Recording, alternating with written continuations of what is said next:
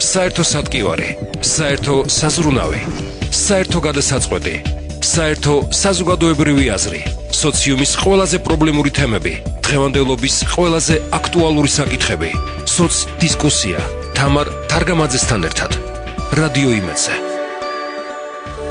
მოგესალმებით, დღეს სამშაბათია და ტრადიციულად ეთერშია გადაცემა სოცდისკუსია. დღევანდელი ჩვენი გადაცემის თემა პატიმრების რეაბილიტაცია.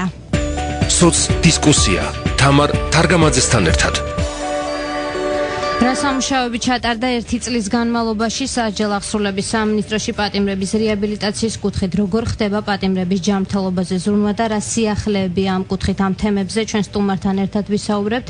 ჩვენი გადაცემის სტუმარია სასჯელ აღსრულების პრობაციისა და იურიდიული დახმარების მინისტრის მოადგილე არჩილ თალაკვაძე. 292-1192-1188 ჩვენი სტუდიის ტელეფონის ნომრები უცვლელია, შეგიძლიათ დაარეკოთ და დასვათ თქვენთვის სასურველი შეკითხვა. მოგესალმებით ბატონო არჩილ, დიდი მადლობა პირველ რიგში გადაცემაში რომ მონაწილეობთ და პირველი კითხვა ასეთი მექნება, როგორ შეაფასებდით ერთწლიან თქვენს მუშაობას, როგორ ხდება პატიმრების უფლებების დაცვა დღეს? მოგესალმებით, მოგესალმები რადიო მსმენელს, რა თქმა უნდა, ანგარიშვალდებულება და ანგარიშვალდებულების განცდა ჩვენ გვაქვს საზოგადოებას პერიოდულად ვაბარებთ ანგარიშს, ვაცნობთ იმ სიახლეებს და იმ პრობლემებსაც, რომელიც არის პენიტენციურ სისტემაში დღესდღეობით. ყველაზე მთავარი ცვლილება, რაც ამ სისტემაში მოხდა, არის ის, რომ პატიმრები აღარ ითვლებიან მეორეხარისხოვან ადამიანებად. დღეს მათ ბევრი კუთხით მდგომარეობა, მოპყრობა, პირობები, საცხოვრებელი პირობები, ხელმისაწვდომობა ჯანმრთელობის მომსახურებაზე გაუმჯობესდათ, თუმცა აქვე უნდა ვთქვა, რომ ეს სისტემა ჯერ კიდევ შორს არის იდეალურისგან და რა თქმა უნდა მისი რომანტიზაცია ჩვენ არ უნდა მოვახდინოთ და არ უნდა შევიქმნათ ისეთი მოლოდინები, რომ სასჯელ აღსრულების სისტემა შეიძლება გახდეს უნივერსიტეტი, სკოლა ან თქვა დასვენების პარკი. არის ამას ვამბობ არა ირონიულად, არამედ ვამბობ იმ რეალობიდან გამომდინარე, რაც არსებობს დღეს. პირველი ყველაზე მთავარი ცვლილებები, რაც მოხდა, ეს არის რომ სისტემაში მთლიანად გაქრა, ესე ვთქვათ, ძალადობა როგორც მიდგომა, ძალადობა დღეს აღარ არის მიდგომა პატიმრების მიმართ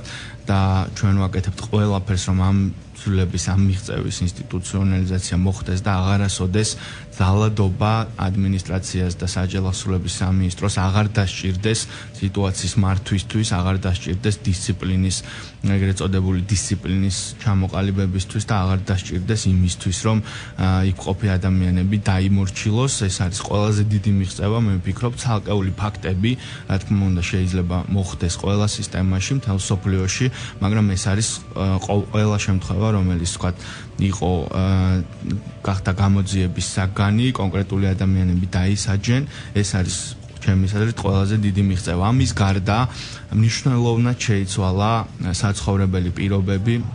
ვიტყოდი, რომ გადატვირთულობის პრობლემა მთლიანად მოხსნილია სისტემაში და ეს არ არის მხოლოდ ამნისტიის დამსახურება. ამნისტიამ გააკეთა ძალიან დიდი, ასე ვთქვათ, ხელშეწყობა ამ მიმართულებით, თუმცა შემდგომში უკვე ამუშავდა ის მექანიზმები, რომელიც კანონით არის გათვალისწინებული და რომელიც მომავალში ამ სისტემას გადატვირთულობისგან დააზღავს. პარალელურად მიდის ინფრასტრუქტურის განვითარება, ასევე დღეს სისტემა არის ბევრად გახსნილი და ბევრად გამჭვირვალე, ვიდრე იყო ეს.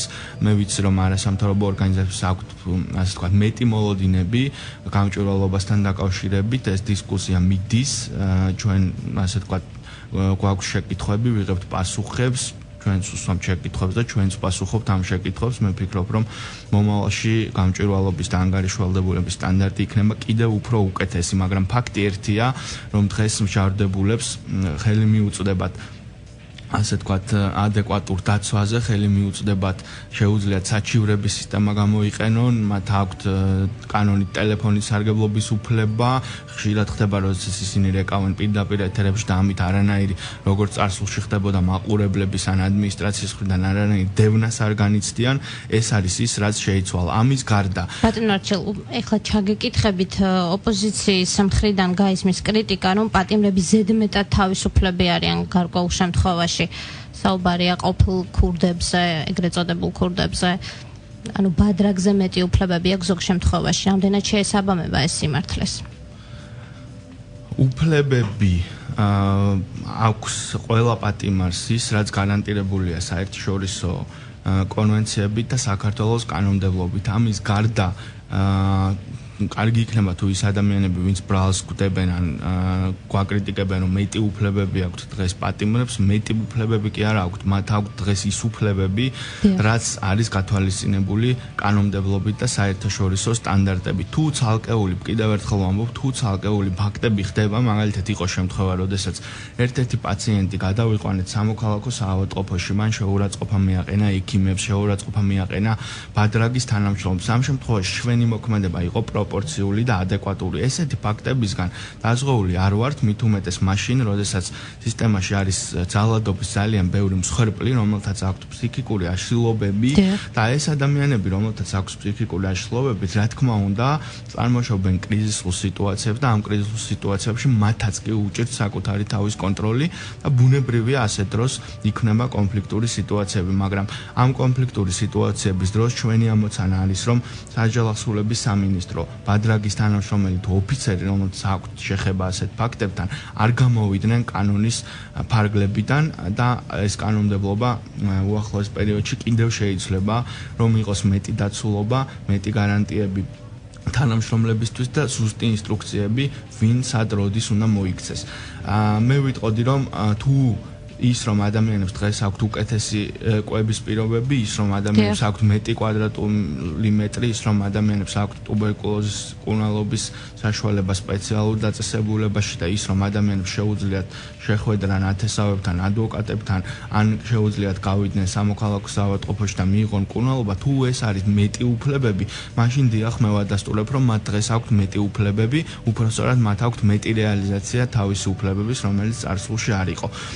კიდევ ერთხელ ვამბობ, მინისტრმა ჯერ კიდევ ნოემბერში თქვა, რომ ჩვენ მივიღეთ უმძიმესი მემკვიდრეობა საჯავახსრულების სისტემაში არსებული ფორმალური თუ არაფორმალური ინსტიტუტების სახით და ეს იყო პირველ რიგში, რა თქმა უნდა, ის კრიმინალური სისტემა, რომელიც შიგნით არსებობდა და რომლის კონტროლიც ხშირად უჭირდა ადმინისტრაციას და უწევდა მათთან თანამშრომლობა, ხშირად კი ადმინისტრაციის ხელდასმითაც ხდებოდა ეს.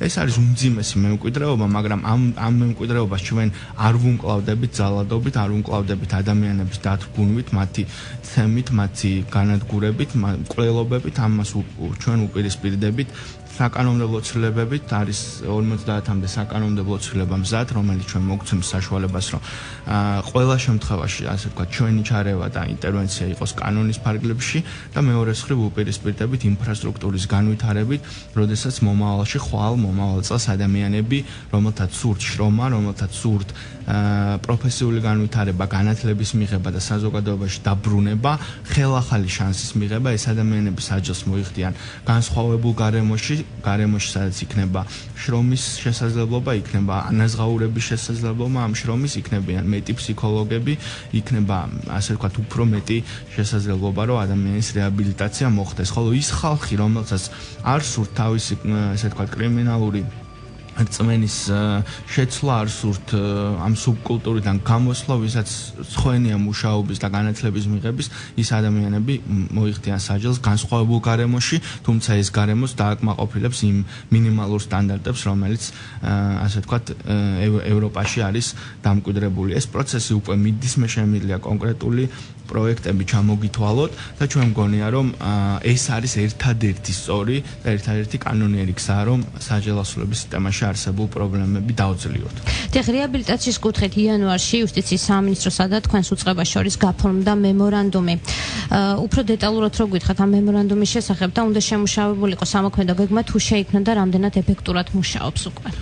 იუსტიციის სამინისტრო არის ჩვენი ერთ-ერთი ყველაზე ძლიერი მხარდამჭერი და პარტნიორი და ამ შემთხვევაში თანამშრომლობა არის ძალიან მნიშვნელოვანი, როდესაც საუბარია ყოფილი პატიმრების რეაბილიტაციაზე, არსებობს დანაშაულის პრევენციის და ინოვაციური პროგრამების ცენტრი იუსტიციის სამინისტროში, რომელიც რეალურად არის დამაკავშირებელი პატიმრის და იმ აუცილებელი სერვისების, რომელიც არის განათლება, რომელიც არის ფსიქოსოციალური რეაბილიტაცია, რომელიც არის კონკრეტული არასამთავრობო ორგანიზაციების პროგრამები, ეს არის სამუშაო პროგრამები თუ ეს არის საგანმანათლებლო პროგრამები, აი ამ კუთხით ეს ცენტრი და იუსტიციის სამინისტრო აკეთებს ძალიან ბევრს. ასევე მნიშვნელოვანია თვითონ მინისტრის ნებაც, მინისტრის განწყობაც ყოფილი პატიმრების მიმართ და ზოგადად საჯარო ასულების სისტემის მიმართ ამ კუთხით არის ძალიან ეფექტური თანამშრომლობა. ამ ცენტრს ასევე აქვს თავისი პროგრამების, თავისი სერვისებიც, ყოველდღე ისინი ავითარებენ ამ მიმართულებას, რა თქმა უნდა, მოთხოვნა არის ძალიან დიდი, თქვენ იცით რომ 10,000-ზე მეტი მშავდებული გათავისუფლდა და რა თქმა უნდა ის რასაც ეს ცენტრი აკეთებს არ არის საკმარისი და მათ ყოველდღე უწევთ ფიქრი ამ სერვისების გაფართოებაზე. ეს არის ერთი კონკრეტული მიმართულება. ამის გარდა მე ვიტყოდი რომ ძალიან დიდი მხარდაჭერა ჩვენ სამინისტროს აქვს ჯანდაცვის სამინისტროს მხრიდან მინისტრი ბატონი დავით სერგეენკო, მისი მოადგილეები, ბატონი მარიამ ჯაში, ბატონი დიმიტრი მახათაძე, ეს არის ყოველდღიური თანამშრომლობა, როდესაც ჩვენ გვიწევს ფიქრი, რომ გათავისუფლებული ადამიანები არ აღმოჩნდნენ ქუჩაში, არ აღმოჩნდნენ სამედიცინო მომსახურების გარეშე, დოკუმენტაციის გარეშე, სოციალური დაცვის გარეშე. აი ეს არის რეალურად, სადაც ჩვენ ვხედავთ გამოსავალს, მაგრამ მე ძალიან მოკლედ ჩამოგითვლით, რა კეთდება და რა გაკეთდა რეაბილიტაციის კუთხით, პატიმრების რეაბილიტაციის კუთხით. ეს არის პირველ რიგში ის, რომ ამუშავდა პირობით ვადამდე გათავისუფლების მექანიზმი. ადამიანებს, რომელთაც უწევდათ საკმაოდ გრძელი და უსამართლო სასჯელების მიყვანა ბოლომდე, ეს ადამიანები კარგავდნენ სოციალურ კავშირებს, ოჯახები ინგრეოდა, წყდებოდნენ ისინი 10 და 15 წლის განმავლობაში იმ პროცესებს, რაც საზოგადოებაში მიდიოდა. ბუნებრივია, ეს იყო ყველაზე ხელშემშლელი ფაქტორი. დღეს უკვე დღეის მდგომარეობით 2700-ზე მეტი პატიმარი არის გათავისუფლებული პირობით ვადამდე და ეს ხდება ინდივიდუალური შეფასების საფუძველზე, როდესაც ასე ვთქვათ კომისია თვლის, რომ ამ ადამიანის საზოგადოებაში დაბრუნება შეიძლება ვადამდე და მას აქვს შანსი, რომ საზოგადოებრივ პროცესში ჩაერთოს. ასევე მალე დასრულდება რუსთავის მე-16 დაწესებულების ესე ვთქვათ მშენებლობა და განახლება. ეს დაწესებულება იქნება მთლიანად შრომითი და საგანმანათლებლო, სადაც 600-ზე მეტი პატიმარი განთავსდება და მათ ყოველდღე ექნებათ ესე ვთქვათ სამუშაო პირობები, ექნებათ საგანმანათლებლო პირობები და ეს იქნებიან ადამიანები. სამუშაო პირობებში რას გულისხმობთ ბატონო არჩევ? ეს არის სახელოსნოები. ეს არის გარკვეული პროდუქციის გამოშვება, რომელიც მოხდეს ბაზარზე თავისუფლად. ეს არის კონკრეტული პროგრამები, რომელიც ადამიანებს ასწავლის ხელობას. თქვენ იცით რომ დანაშაულის, ასე ვთქვათ, დასჯა არ არის მხოლოდ გამოსავალი, დანაშაულის შემცირებისათვის ქვეყანაში მნიშვნელოვანია, რომ დანაშაული წარმოშობის მიზეზები გავარკვიოთ და ხშირ შემთხვევაში ეს მიზეზები არის უმუშევრობა, ხშირ შემთხვევაში ეს მიზეზები არის ასე ვთქვათ ნარკოდამოკიდებულება, ხშირ შემთხვევაში ეს მიზეზები არის ფსიქიკური პრობლემები, რომელიც ადამიანს გარეთაც აქვს, ხო? აი ზუსტად ამ პრობლემების მოსაგვარებლად გაიხსნება მალე მე-16 დაწესებულება. ამის გარდა ჩვენ უკვე დავასრულეთ და მზად არის მალე გაიხსნება ეს დაწესებულებაც, რომელიც გლანშია. ამ დაწესებულებას ქვია ნახევრად სახლში, ეს არის დაწესებულება, სადაც პატიმრები ბოლო თვეებს გაატარებენ, სანამ ისინი საზოგადოებაში დაბრუნდებიან. ამ დაწესებულებას აქვს სპორტული კომპლექსი, აქვს სახელოსნოები, ყავს მასწავლებლები, ტრენერები, ფსიქოლოგები და ბოლო თვეები პატიმრებს შეეძლებათ, რომ შაბათ-კვირა წავიდნენ სახლში, შეუერთდნენ ოჯახს და აი ამ რეჟიმში, ასე ვთქვათ, მოემზადონ გათავისუფლებისთვის. ამის გარდა საჯარო ახსრულების დეპარტამენტმა ყველა დაწესებულებას დამატებით აუყვანა ფსიქოლოგები, დამატებით აუყვანა სოციმუშაკები და დღეს როგორც არასდროს ამ ორი ასე ვთქვათ გუნდის მუშაობა არის ბევრად ინტენსიური ვიდრე იყო და მალე ასე ვთქვათ ექიმი, ფსიქოლოგი და სოციმუშაკი იქნება ერთი გუნდი და ექნებათ ერთიანი მიდგომა. სამედიცინო რეაბილიტაცია. აი 5300-ზე მეტი პაციენტი იანვრიდან დღემდე ყავს გადაყვანილი საავადმყოფოებში. მათ უტარდებათ ხშირად ძალიან რთული ოპერაციები ხერხემალზე, ქალატვინის ტრავმებზე, რომელიც ხანდაზმული ტრავმები აქვთ, ცხვირის და სახისვლების მოტეხილობებზე, კიდურების ასე ვთქვათ მოტეხილობებზე. არის ბევრი შეზღუდული შესაძლებლობის მქონე პირი და 5300 პაციენტი ეს არის დღევანდელი სიხის პოპულაციის ნახევარზე მეტი. ამ ადამიანებს ეს არის სამედიცინო რეაბილიტაცია და ჯანდაცვის რეფორმაზე საკითხი პრობაციის სამსახური ცალკე მუშაობს დასაქმებაზე, კვირა არ გავარო 2-3 პრობაციონერი სადმე არ დასაქმდა, შეიძლება ეს არ არის რაღაც მენეჯერული აღმასრულებელი თანამდებობები, მაგრამ მაინც აღსანიშნავია რომ ადამიანები საქმდებიან და ყველაზე მთავარი დღეს ბევრად გახსნილია სისტემა სოციალური კავშირების აღდგენისთვის. პატიმრებს ეზრდებათ პაემნების რაოდენობა, ეზრდებათ ხანგრძლივობა, შემოღებულია Skype-ით პაემნები, არის ბევრად მეტი კომუნიკაცია საზოგადოებასთან, ექიმებთან, ოჯახის წევრებთან და მე ვფიქრობ ესეც ძალიან დადებით გავლენას ახდენს რეაბილიტაციაზე. დიახ, უფრო დეტალურად კიდევ გავაგზავნებთ რეაბილიტაციაზე საუბარს რეკლამის შემდეგ ჩვენ კვლავ დავბრუნდებით. სოც დისკუსია თამარ თარგამაძესთან ერთად.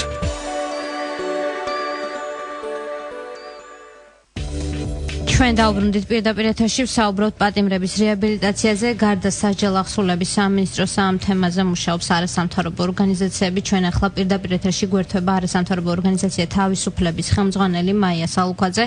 როგორც ცნობილია, ეს ორგანიზაცია აქტიურად ზრუნავს როგორც უშუალოდ პატიმრების, ასევე ყოფილი მსჯავრდებულების რეაბილიტაციაზე. ქალბატონო მაია, მოგესალმებით. მოგესალმებით. ქალბატონო თამარ, მოგესალმებით ბატონო არჩილ. მოგესალმებით. უფრო დეტალურად რომ მოგვიყვეთ თქვენი ორგანიზაციის შესახებ და რა ღონისძიებები ჩაატარეთ ამ დრომდე პატიმრებისთვის? პირველ რიგში ქალბატონო თამარ, ბატონო არჩილ, ვისარგებლობთ თქვენი ეთერის საშუალებით და სრულად საქართველოს მეულოცავ არჩევნების მშვიდობიანად ჩატარებას და ბატონ გიორგი მარგოვაშვილს მეულოცავ გამარჯვებას. მე მგონი ალბათ დადგა უკვე დრო საქართველოში და ეპოქა, საიდანაც უკვე ჩვენი აღმავლობა დაიწყება.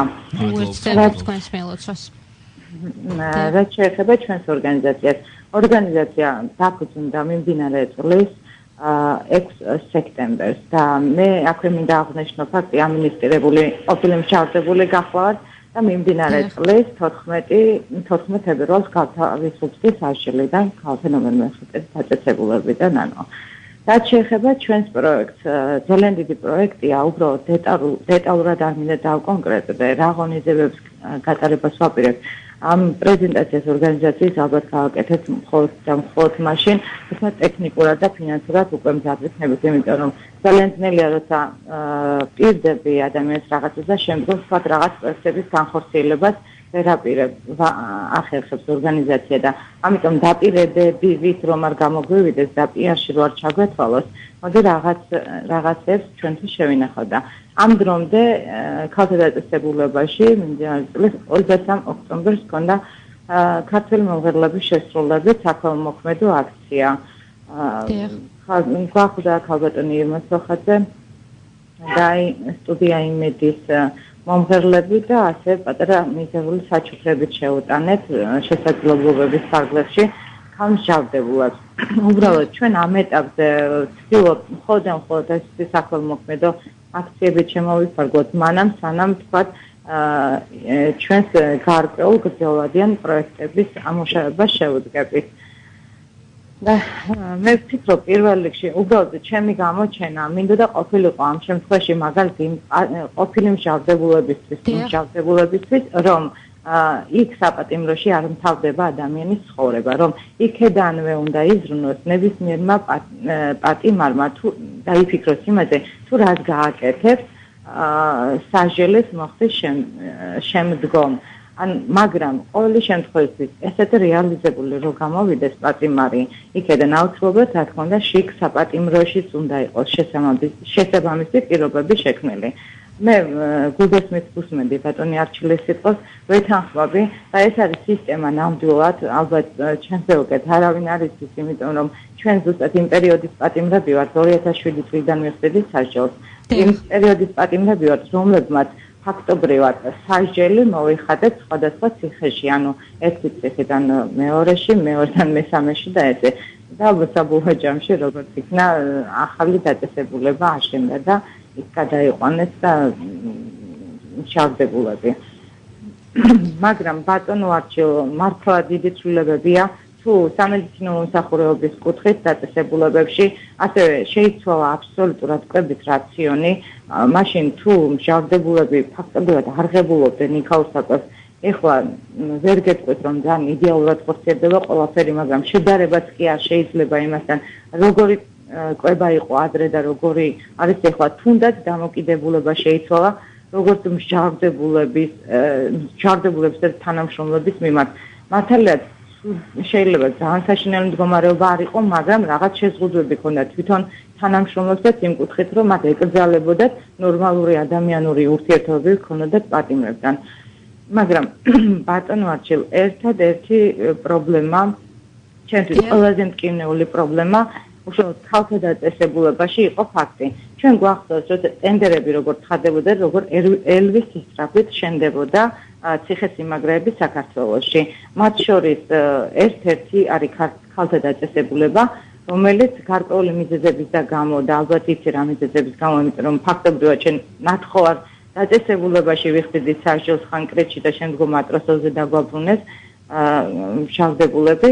ამიტომ აუცილებლად მალე უნდა მომხდარიყო გადაადგილება ახალ დაწესებულებაში პატიმრების, რომ რაღაც ევროსტანდარტული ბრჭყალებში ვიწყო პირობები დახვედროდეს პატიმრებს. თუმცა, იმიტომ რომ ელვის სისწრაფით მოხდა ამ ქალთა დაწესებულების აშენება, მშენებლობა იქნა წარმოებული უვარგისი სამშენებლო მასალები და ჩვენ იქ მისულებს ახალ გადასულები ვიყავით, რა იმ წუთშივე წყობიდან გამოვიდა აბსოლუტურად ყველანაირი სველი წერტილები და მინდა აღნიშნო აქვე, რომ თვითონ ქალთა დაწესებულების შენობა დგას სრულად ჭაობში. ანუ ექსპერტები ალბათ დაამტკიცებენ იმას, რომ როცა სადმე ტერიტორიაზე იწყება მშენებლობა, ჯერ მიწა უნდა იყოს გათავისუფლებული ჭაობისაგან და სრულად გამშრალი ნიადაგი და შემდგომ დაიწყოს მშენებლობა. თუმცა ეს რა თქმა უნდა სამშენებლო კომპანიამ არ გაითვალისწინა და სრულ ნიადაგზე იქნა დაწესებულება აშენებული. და აქედან გამომდინარე, ქალთა დაწესებულების შენობა დღეს არის თითქმის ავარიულ მდგომარეობაში.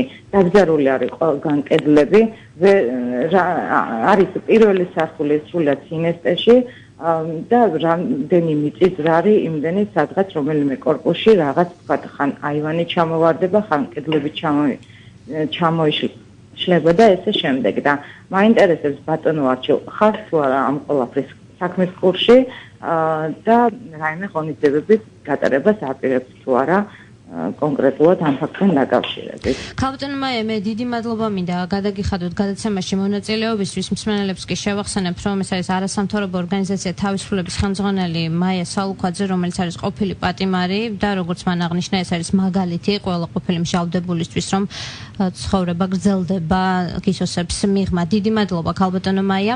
ბატონო არჩილ, მან ასე ვთქვათ ინფორმაცია მოგვაწოდა ქალბატონო მაიამ ქალთა დაწესებულების შესახებ, რამდენად იცნობს თქვენ ამ პრობლემას? უპირველესად და მადლობა გადაუხადო ამ ინიციატივისთვის და ვთქვა, რომ ეს არ არის ერთადერთი ინიციატივა, ჩვენ გვაქვს თანამშრომლობა სხვა ყოფილ მსჯავრდებულებთან, რომელთა ნაწილი აკეთებს უკვე სახელოსნოებს დაწესებულებებში, რომელთა ნაწილი არსებს არასამთავრობო ორგანიზაციებს, ბევრი მათგანი უკვე იწყებს ადვოკატად მუშაობას და ბევრი მათგანი უკვე საქმიანობს მედიაში, საიდანაც ცდილობს სხვა პატიმრების უფლებები დაიცვას. მე ვფიქრობ, თვითონ მიდგომა სახელმწიფოს, რომ ამ ადამიანებს ესაუბრება, ხვდება, ისმენს მათგან იმ ინფორმაციას, რაც შეიძლება თითოეული გადაწყვეტილების მიღებს არ ქონდეს, ეს არის მნიშვნელოვანი და მე ვფიქრობ, რომ მთავრობამ, რომელიც არის ხალხის მიერ დაქირავებული, ეს პულსი არ უნდა დაკარგოს კონტაქტი ადამიანებთან, ვინც უშუალოდ რაღაც დროის განმავლობაში გახდნენ მომსწრე იმ მოვლენების, რაც საჯელახსულების სისტემაში მოხდა, თუ სხვა სისტემებშიც გნებავთ.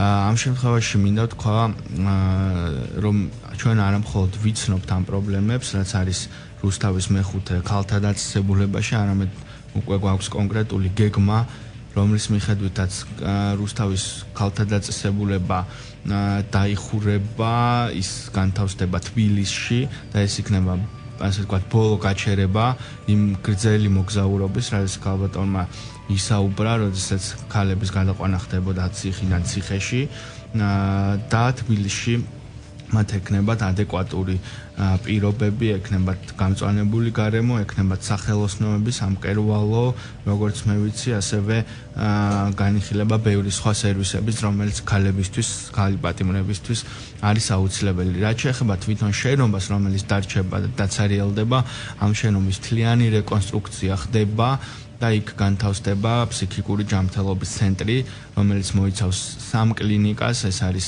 ნარკოლოგიური კლინიკა, ნარკოდამოკიდებული პატიმრებისთვის, ეს არის ფსიქიატრიული საავადმყოფო და ეს არის მულტიპროფილური კლინიკა, რომელიც ნარკოდამოკიდებულ პირებს და ფსიქიკურად დაავადებულებს გაუწევს სხვა სამედიცინო მომსახურებას. ეს არის გეგმა, რომელიც აქვს სამინისტროს, მინისტრმა ამაზე რამდენიმეჯერ ისაუბრა, მაგრამ რა თქმა უნდა, მე მიჭირს სამომავლო პროექტებზე საუბარი ისე თითქოს ისინი უკვე გაკეთებულია, ამიტომ აღარ დავიწყებ ასე ვთქვათ ამ პროექტებით კეკლუცობას, მათი პრეზენტაცია მოხდება, როდესაც დასრულდება ამ პროექტების განხორციელება. თუმცა ეს მოხდება გონიურულ დროში, ძალიან მოკლე დროში. მსმენელი ყავს ხაზზე, მოგესალმებით, გისმენთ. შუადღეს შედობისად. გამარჯობათ. ახლა მე მაქვს თქვენთან კონკრეტული კითხვა. აი უსმენ დღეს გადაცემა და მე შემიძლია სახელი შევარქვა ასეთი. ხისაჭირი ღობეს ცხირიო. დიახ. კითხვა მდებარეობს შემდეგი. აი კახეთში მე შეგნებულად არ ვასახელებ. კახეთში ერთ-ერთ რაიონში, ერთ-ერთ სოფელში მოხდა ასეთი რამ. 65 წლის ქალბატონის ახალგაზრდა კაცმა ჯერ გააუპატიურა, მერე მოკლა. ეხლა მე გეკითხებით თქვენა, ეს ქალბატონი თქვენი ახლობელი ნაცსავი რო ყოფილიყო, აი თუნდაც ბებია. სისხლით ნაცესავი. ამის შემდეგ თქვენ ესეთი გულმჩვილები იქნებოდით პატიმრების მიმართ. ეხლა მეორე კითხვა. ბატონმა სიამაყით ახსენა რომ 1700 პატიმარი გამოუშვეს ვადამდელი, ესე იგი საჯელი გაუნახეს, ზოგი გაუშვეს და თავისუფლება მიიღეს. მათ შორის ეკაბესელია სიამაყევა და ბედნიერია რომ ეს სამინისტრია გავიდა და გაიტანეს, კანონი მიიღეს და გამოინეს. ეხლა მე თქვენ გეკითხებით, რას ეთქვით იმ კაცს? დილით ვედრო რო აიღო. ავიდა ძროხის სადგომში, უნდა მოეწელეს ძროხა და ძროხის მაგიერ თოკეღა დახვდა. აი იმ თქვენი გამოშვებული პატიმრებით რო ამაყობთ. აი მე გამეცით პასუხი ყოველგვარი მოკიბის გარეშე. ბატონო, თუ იმ ადამიანმა მოიხადა სამწუხაროდ გათიშა მსმენელმა ეს არის თუ შეიძლება ვუპასუხებ, არის ძალიან ლეგიტიმური შეკითხვა, რომელიც არა მხოლოდ ამ ბატონს, არამედ შეიძლება სხვა მოქალაქეებსაც გაუჩნდეთ, ამიტომ ამაზე საუბარი არის საჭირო.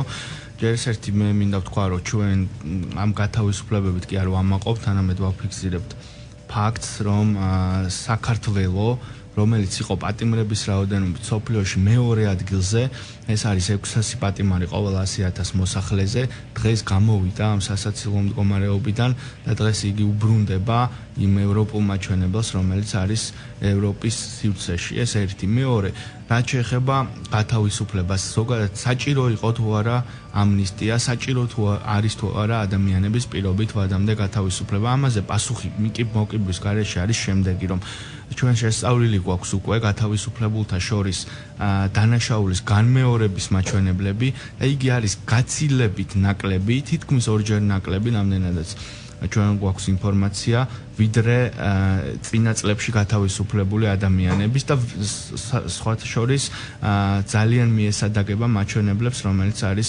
ევროპის ქვეყნებში. რა თქმა უნდა, დანაშაულის აღმოფხვრა, მისი განულება არის შეუძლებელი და ცალკეული ადამიანები, ის მცირე პროცენტიც კი, რომელიც განმეორებით ჩადის დანაშაულს, ის მცირე პროცენტიც კი იმ ადამიანებისთვის, ვისაც ძროხა მოპარეს, ან ვისაც ჩაუტრიეს მინა, იმ ადამიანებისთვის, რა თქმა უნდა, ეს არის 100% და არა 2-3%, რომელზეც ახლა ჩვენ ვსაუბრობთ. ვისაც ეს დაემართა, ვისაც თავის თავზე განიცდის ამ პრობლემას, რა თქმა უნდა, მათ არ აინტერესებს პროცენტები, თუმცა საზოგადოებას ეს აინტერესებს და მნიშვნელოვანია ითქვას, რომ დანაშაულის განმეორების მაჩვენებელი არის მინიმალური, რომელიც კი დაფიქსირებულა წლების განმავლობაში ისტორიულად საქართველოში. ეს ერთი და მეორე, ეს ამნისტიის საჭიროება და ადამიანების პირობით ვადამდე გათავისუფლების საჭიროება, ეს ჩემის აზრით ამისი პირდაპირ აუცილებლობა არსებობდა ბატონო ჩემო იმის გამო, რომ ადამიანებმა, რომლებიც საჯელო აღსრულების სისტემაში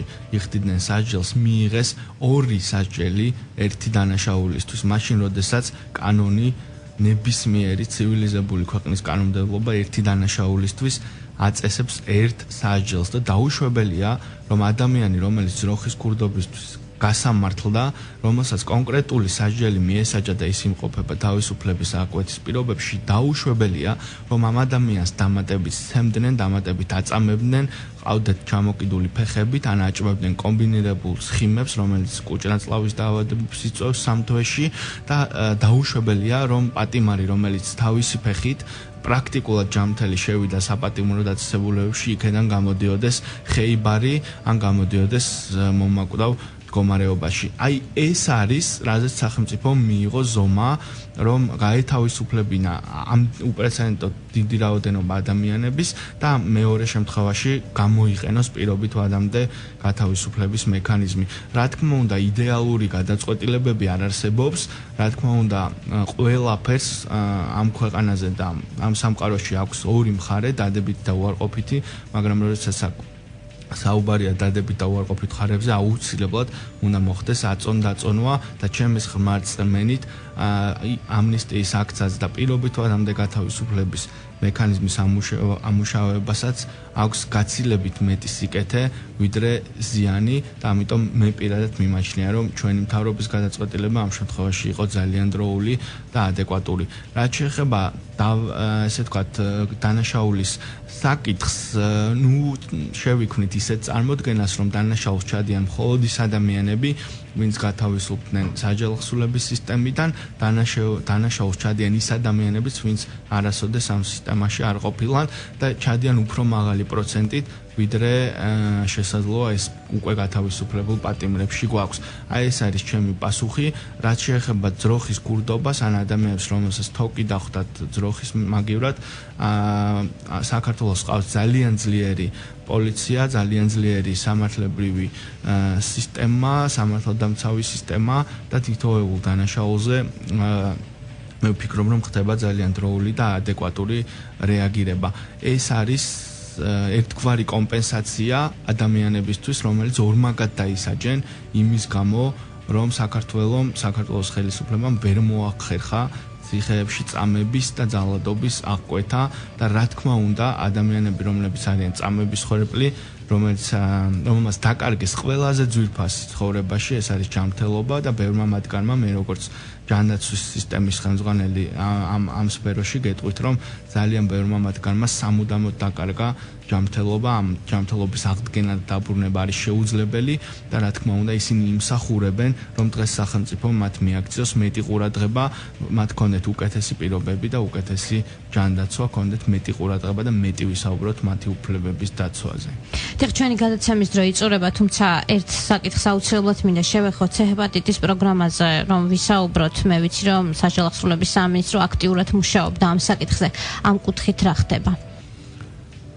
ჩვენ როგორც კი მოვედით დეკემბერში სამინისტრომ გააანალიზა ამ 800-ზე მეტი პატიმრის გარდაცვალების მიზეზები და ჩვენ გამოვყავით 5 მთავარი მკვლელი, ეგრეთ წოდებული მკვლელი, როგორც ეძახიან ამას თელ სოფლიოში, საჯელო აღსრულების სისტემაში და ერთ-ერთი ამ მკვლელთაგანი ტუბერკულოზთან ერთად იყო C-ჰეპატიტის ვირუსული ინფექცია, რომელზეც სამწუხაროდ არანაირი ასე ვთქვათ, გამოკვლევები და მკურნალობა ხელმისაწვდომი არ იყო ყველასათვის ამ სისტემაში და რომლითაც ღვიძლის ციროზით ძალიან ბევრი პატიმარი კვდებოდა წლის განმავლობაში, ამიტომ მთავრობამ მიიღო ძალიან გაბედული გადაწყვეტილება, პრემიერ-მინისტრის მხარდაჭერით შეიმუშავა საჯარო ახსულების სისტემაში C-ჰეპატიტის პროგრამა, რომლის პირველი ფაზაც უკვე ინიცირებულია, ეს არის მასიური გამოკვლევა ადამიანების ჩვენ ჯგუფებად, ასე ვთქვათ, უტარებთ ნებაყოფლობით ამ კვლევებს ადამიანებს და შემდეგი ფაზა იქნება უკვე მკურნალობა, როდესაც ამ 2 წლის განმავლობაში 1000 პაციენტი გაივლის მკურნალობას. ეს არის მაგალითი, ის რაც ამ შემთხვევაში საქართველოს ხელისუფლებამ გააკეთა, არის მაგალითი აღმოსავლეთ ევროპის და მსოფლიოს არაერთი ქვეყნისთვის, როდესაც ეს მკურნალობა ხელმისაწვდომი ხდება 1000 პატიმრისთვის და იგივე ფასად და საგრძნობლად მცირე ფასად ხელმისაწვდომი ხდება 10000 მოქალაქისთვის, რომელთაც ასევე სჭირდებათ მკურნალობა და რომლებიც დღემდე ვერ ახერხებდნენ ამ მკურნალობის შესყიდვას მისი მაღალი ფასის გამო. ეს მაღალი ფასი იყო ერთი კურსისთვის $11-12,000. დიდი მადლობა, ასეთი იყო დღევანდელი სოცდისკუსია, ჩვენ საუბრობდით პატიმრების რეაბილიტაციაზე. ჩვენი გადაცემის სტუმარი იყო სასჯელ ახსრულების პრობაციისა და იურიდიული დახმარების მინისტრის მოადგილე არჩილ თალაკვაძე. მე მომავალ სამშაბათამდე გემშვიდობებით. სოცდისკუსია თამარ თარგამაძესთან ერთად.